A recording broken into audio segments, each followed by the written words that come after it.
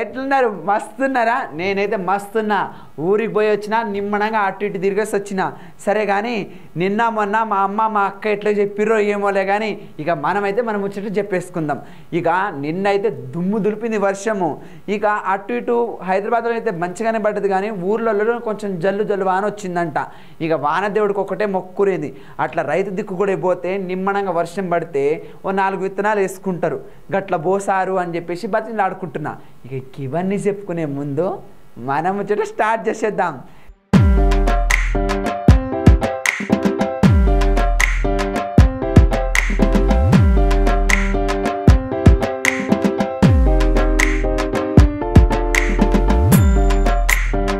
చట్ pot ముచ్చట్లు. ముందు చూడండి ముఖ్యాంశాలు. సీఎం కేసీఆర్ కురిపించిండు నిప్పులు. మోడీ వీధి నడవదంట ఈడ పప్పులు. తెలంగాణకు వచ్చిండు సారు, వెల్కమ్ చెప్పిండు మన సారు. వచ్చింది పెళ్ళి, ఇంట్లో లొల్లి. చేసిర్రు గమ్మత్తులు, మార్చిర్రు ఫ్లెక్సీలు. ఇక మోడీ సారు తెలంగాణకు వస్తున్నాడు అనగానే ఇక ఇక్కడున్న నాయకులు సార్లు ఇక మొదలు పెట్టాలి కదా. ఇక కేసీఆర్ సార్ కూడా దుమ్ము దులిపిండు. ఒక్కొక్క మాట హిందీలో అరుచుకుంటుంటే బా ఎంత అనిపించింది అంటే అట్లా అనిపించింది. ఇక మీకు ఊరిచ్చింది చాలు కానీ వినండి. ఇక మన దేశ ప్రధాని నరేంద్ర మోడీ హైదరాబాద్ పర్యటన వేళ ఆయనపై తెలంగాణ సీఎం కేసీఆర్ నిప్పులు జరిగిందిగా. అన్ని రంగాలు నష్టపోయాయని, అంతర్జాతీయ సమాజం ముందు దేశం పరువు మొత్తం తీస్తుండని పెద్దగానే ధ్వజమెట్టిండు మన సీఎం కేసీఆర్ సారు. ఆయన ప్రధానిగా వ్యవహరించడం లేదని ఒక సేల్స్ మ్యాన్ లెక్క చేస్తుండని చెప్పేసి తీవ్ర వ్యాఖ్యలు కూడా చేసిండు. మరి మోదీ పాలనలో దేశం సర్వనాశనం అయిందని విరుచుకుపడ్డాడు. రైతులు, సైనికులు, యువత, ఉద్యోగులు బీజేపీ వచ్చినాక ఎవ్వరు సంతోషంగా లేరు. మా టీఆర్ఎస్ పార్టీ వచ్చినప్పుడే వాళ్ళు సంతోషంగా ఉన్నారు. దేశంలో ఎవ్వరు సంతోషంగా లేరని చెప్పేసి కేసీఆర్ సార్ చెప్పిండు. తాము చూస్తూ ఊకో, మరి ఇట్లా జరిగితే మాత్రం ఖచ్చితంగా పోరాడతామని చెప్పేసి కూడా స్పష్టం చేసిండట. దేశంలో ఎన్నో మార్పులు రావాలి, గుణాత్మక మార్పులు రావాలి, ఖచ్చితంగా ప్రజలకి బీజేపీపై నమ్మకం అయితే పోయిందని చెప్పేసి చెప్పిండట మన తెలంగాణ సీఎం సార్. విపక్షాల రాష్ట్రపతి అభ్యర్థి యశ్వంత్ సిన్హా హైదరాబాద్కు వచ్చిన సందర్భంగా ఆయనకు టీఆర్ఎస్ కూడా ఘన స్వాగతం పలికింది. తర్వాత ఏర్పాటు చేసిన సభలో జలవిహార్లో మన తెలంగాణ సీఎం ప్రసంగించిండు. ఇక అప్పుడే మన మోడీ సార్ మీద ఒక ఎత్తున ధ్వజమెత్తి తీవ్ర వ్యాఖ్యలు చేసిండు. మరి చూడాలి ఈ బీజేపీ టీఆర్ఎస్ మధ్య పోటీ రాజకీయం ఇక్కడ దాకా పోతుందో. आपके सरकार से सिवाय आपके भाषणबाजी के, सिवाय आपके झूठे प्रचार के, आपके अखबारी विज्ञापन से कौन खुश है? हकीकत जानने की कोशिश कीजिए। मैं आपसे मांग करता हूं माननीय प्रधानमंत्री जी, भाइयों, मैं आपको एक बात जरूर बताना चाहूंगा। नरेंद्र मोदी जी 15वां प्रधानमंत्री है इस देश का। He is the 15th prime minister of India. इनसे पहले 14 प्रधानमंत्री और बने थे। किसी के कालखंड में भी, किसी के भी कालखंड में देश का मान मर्यादा इतना नहीं गिरा जितना आपके कालखंड में गिर रहा है। प्रधानमंत्री जी, आपके नारा है भाषण शुरू करने से पहले भारत माता की जय। अगर आपके नारा में सही दम है, आपके रगों में बहता हुआ खून में एक बूंद में भी ईमानदारी है, सच्चाई है, तो एक बात मैं सवाल कर रहा हूं, उसका उत्तर दीजिए। कल के सभा में देश के सामने बताइए कि आपके खिलाफ किस प्रकार का जन आंदोलन चल रहा है श्रीलंका देश में, क्यों चल रहा है? आपने श्रीलंका जाके प्रधानमंत्री का रोल नहीं निभाया, बल्कि एक छोटा सा व्यापारी का सेल्समैन बन गए थे। आप देश का अपमान किए। नतीजा, श्रीलंका का जनता टूट पड़ी है श्रीलंका के रोडों पे। यह शोभा देता है हमारे देश को?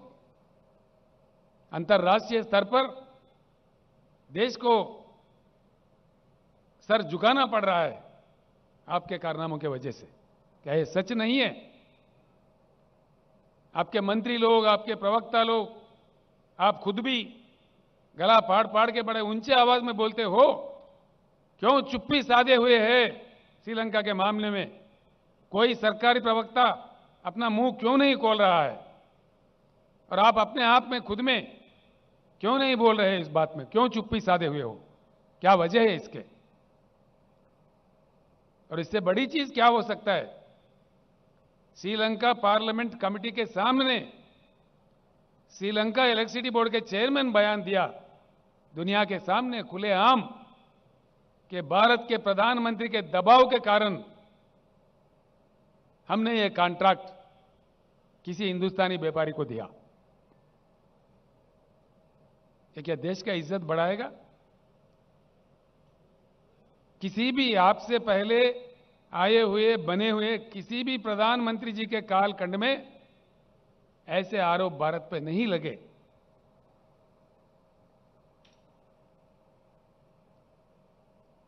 भले ही आप खामोश हो, हम खामोश नहीं बैठेंगे, हम जरूर लड़ते रहेंगे। व्यक्तिगत रूप से मुझे भी नरेंद्र मोदी से कोई लेना देना कुछ नहीं है। आपके जो पॉलिसीज है, जो किसान विरोधी, जनता विरोधी, लोकतंत्र विरोधी, तानाशाही पॉलिसीज जो है, जिस प्रकार का जुल्म, सरकारी संस्थाओं का दुरुपयोग आप कर रहे हैं, उसके विरोध में हम बात करेंगे। पॉलिसीज पे हम बात कर रहे हैं। अगर आप ईमानदार है, सच्चे हैं, तो कल के पब्लिक मीटिंग में हैदराबाद से ही भारत के जनता को उत्तर दीजिए। ఇక ఏ సార్ వచ్చినా మన సార్ పట్టించుకోడు, మోడీ సార్ వచ్చినా ఇంకే సార్ వచ్చినా మోడు మన సారు. ఇక ముందు చేసేది పని సార్కి కావాల్సిన వాళ్ళు వచ్చిందనుకో అప్పుడే పోతాడు, వెల్కమ్ చెప్పేస్తాడు. ఇక ఈరోజు ఎవరికి చెప్పిరా అంటే ఈసారికి వెల్కమ్ చెప్పిండు. ఈ ముచ్చట చూసినట్టయితుల్లా మన దేశ రాజకీయాలలో ఆసక్తికర పరిణామాలంటే ఈరోజు జరిగినట్టున్నాయి మన హైదరాబాద్ నగరంలో. ఒకవైపు బీజేపీ జాతీయ కార్యవర్గ సమావేశాలు, ప్రధాని మోదీ రాక నేపథ్యంలో అందరు కలిసి బీజేపీ హడావిడి చేస్తుంది. మరి ఇటు పక్క ఈరోజే అనుకోకుండా విపక్షాల రాష్ట్రపతి అభ్యర్థి యశ్వంత్ సిన్హా కూడా నగరంలో పర్యటించిండు. మరి సీఎం కేసీఆర్ సార్ కూడా మేము యశ్వంత్ సిన్హానే రాష్ట్రపతిని చేస్తామని చెప్పేసి ఈ ప్రచారంలో పాల్గొన్నారు. మరి శనివారం ఉదయం బేగంపేట ఎయిర్పోర్టుకు చేరుకున్నారు యశ్వంత్ సిన్హా. ఘన స్వాగతం పలికిలు మన సీఎం కేసీఆర్ సారు మంత్రులంతా కలిసి. బేగంపేట నుంచి జలవిహార్ వరకు జరిగే ర్యాలీలో సిన్హాతో కలిసి తెలంగాణ సీఎం కూడా పాల్గొన్నాడు. మరి ఈ నేపథ్యంలో జలవిహార్ పరిసరాల్లో కూడా ట్రాఫిక్ ఆంక్షలు కూడా విధించిందట. మరి ఇక్కడ చూసుకున్నట్టయితే అసలైన విషయం ఏంది అంటే టీఆర్ఎస్ ఇప్పుడు చెప్పకనే చెప్పింది ఏంటంటే మేము యశ్వంత్ సిన్హాకే సపోర్ట్ చేస్తామని చెప్పేసి. మరి చూడాలి మరి ఎవరు రాష్ట్రపతి అవుతారు, ఆ బీజేపీ పెట్టిన ముర్ము అవుతుందా లేకపోతే యశ్వంత్ సిన్హా అవుతాడా? ఇప్పటివరకు అదంతా చూడాలంటే ఖచ్చితంగా టైం వచ్చే వరకు వేచి చూడాల్సిందే. ఇక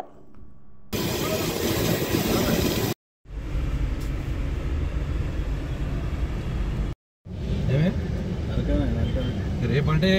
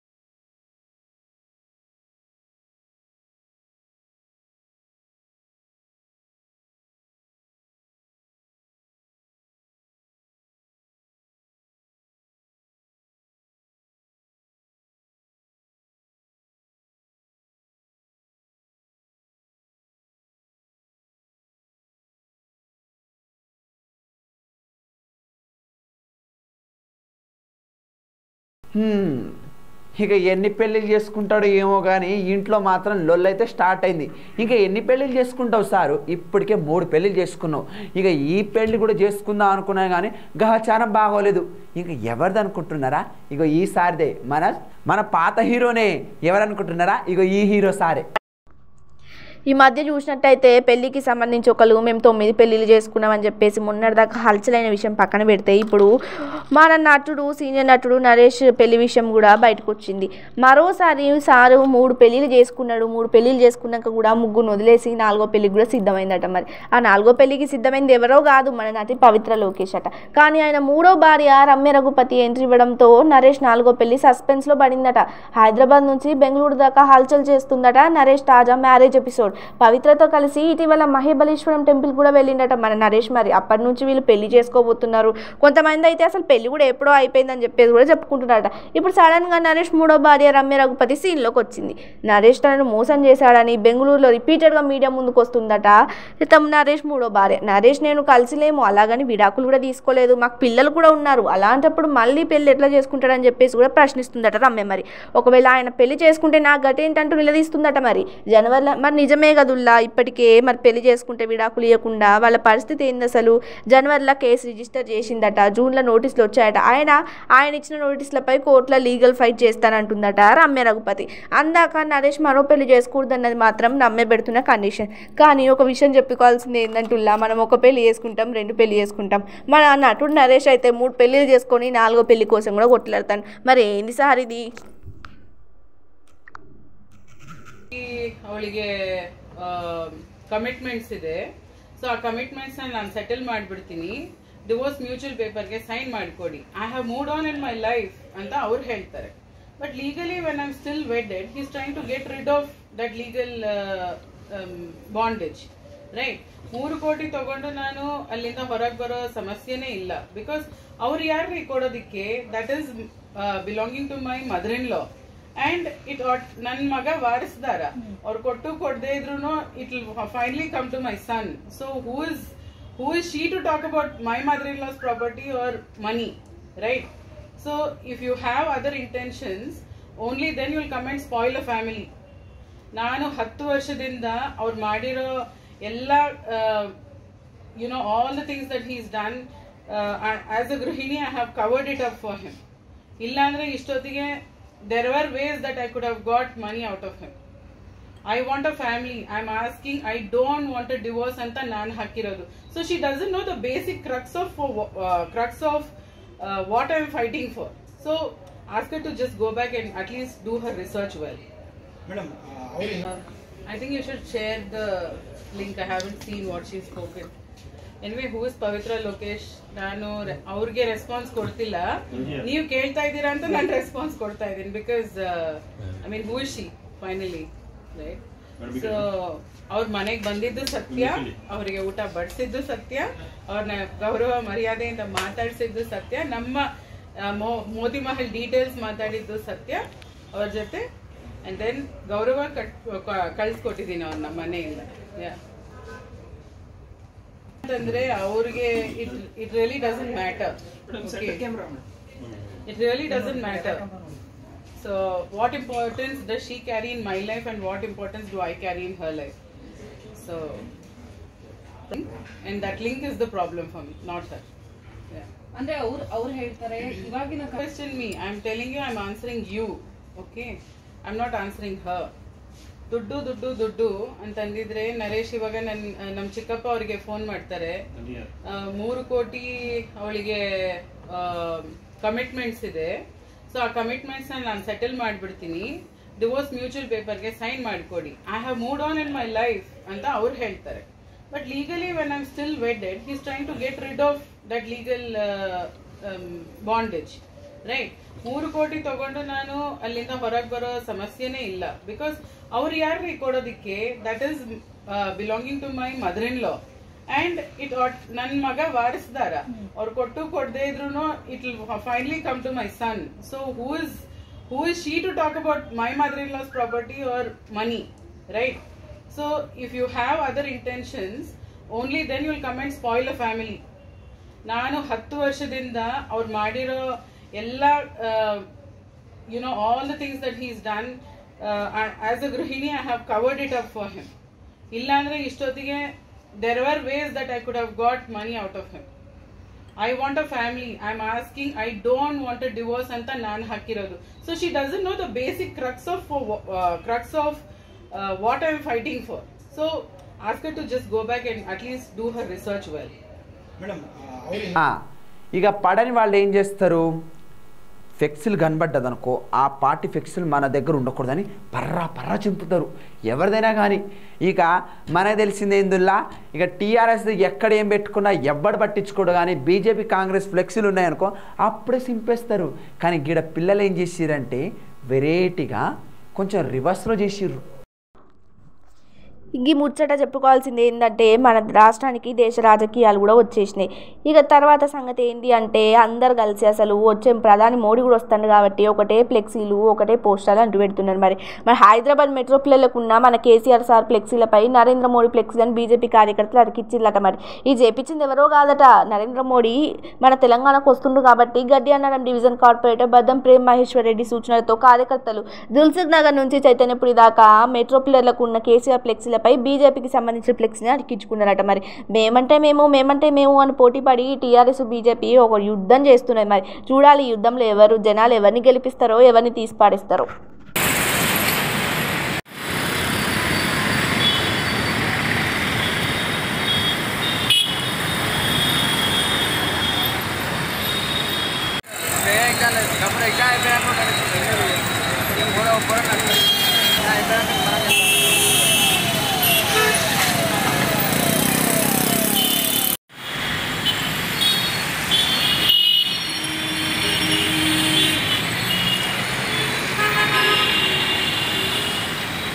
ఇక ఎవరినైనా చంపినామనుకో బ్లడ్ వాసన కుక్క పసి కొడుతుందని చెప్పేసి అప్పుడే కారం పోస్తాం, ఎందుకంటే వాసన రాకూడదని.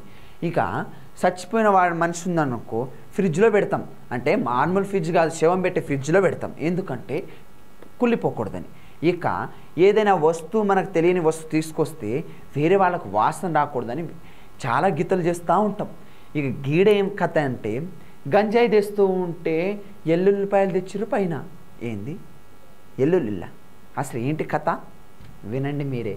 ఎన్నిసార్లు మన ప్రభుత్వం కావచ్చు, అధికారులు కావచ్చు, జనాలు కావచ్చు అక్రమ మద్యాన్ని అక్రమ గంజాయిని ఎన్నిసార్లు తొలగించొద్దని చెప్పినా కూడా కొంతమంది కక్కుర్తి పడికి ఇట్లా వేసి చివరికి దొరికిపోయి చెప్ప చేతిలో చిప్పకూడు తింటున్నారు జైల్లో కూర్చొని. ఇక మనం చూసినట్టయితే ఇటీవలే భద్రాచలం పట్టణ శివార్లోని కూనవరం రోడ్లో వాహన తనిఖీల్లో భాగంగా వెల్లుల్లి లోడుతో వెళ్తున్న వాహనాన్ని ఆపి తనిఖీ చేసినట్టు ఎక్సైజ్ అధికారులకి అప్పటికే అనుమానం వచ్చుంటుంది వెల్లుల్లి వేసుకపోతారు కానీ ఆ వెల్లుల్లి కింద ఏముందో అనేసి. మరి వెల్లుల్లి లోడు మాటన గంజాయిని గుర్తించిల్లట మన అధికారులు. ఒడిశా మల్కనగిరి నుండి మహారాష్ట్ర సోలాపూర్ గంజాయి తరలిస్తున్నట్లు తెలుసుకున్నారట మన అధికారులు. 58 లక్షల విలువ చేసే 390 కేజీల గంజాయితో పాటు 20,000 విలువ చేసే వెల్లుల్లి మరియు ఒక మినీ వ్యాన్ ఇద్దరిని కూడా అరెస్ట్ చేసిల్లట. మరి ఎందుకు చేస్తారు, ఎందుకు పోలీసుల కంట్లో పడతారు, ఎందుకు ఇట్లా పోయి మొత్తం ఆగమాగం చేసుకుంటారో వీళ్ళకే తెలియాలి.